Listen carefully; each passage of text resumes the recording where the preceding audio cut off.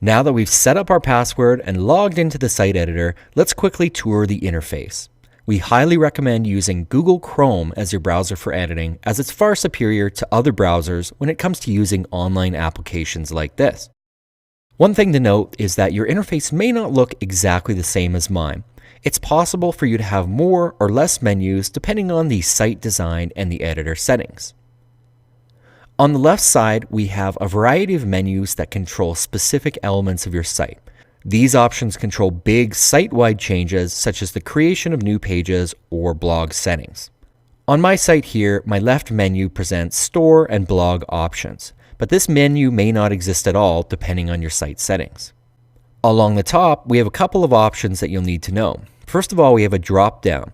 This allows you to navigate between different pages on the site. So if I click the drop-down and I select the studio, it's going to bring us to the studio page on our website, and from there we can make edits.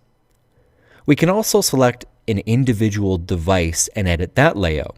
So I can go to the studio page on my mobile device, and then from there I can make edits to the mobile layout. On the top right, we have a couple of important options. We have an info button that has some settings and some stats links within. We also have two forward and back arrows. These are the undo and redo options. So if you've made a change to your site that you don't like, you can simply undo it by clicking these buttons. Next up, we have a preview button. If we click that, this allows us to preview our site on a variety of different devices. You can see that the menu here changed, and we could click to preview on our desktop device, our tablet, our mobile and different variations of mobile devices such as iPhone or Android, or we can view our site on all screens at one time.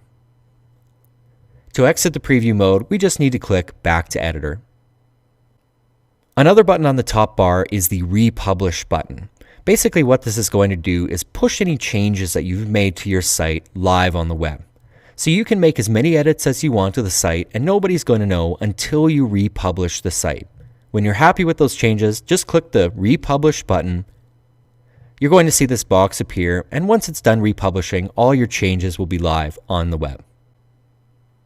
Let's close this window. The last two options on the top right are this info or help icon. This is going to bring up a documentation library with some additional information for you if you need help with the editor. The last button we have is the home button. This will bring us back to our dashboard where we can see all of the sites we have editing access listed.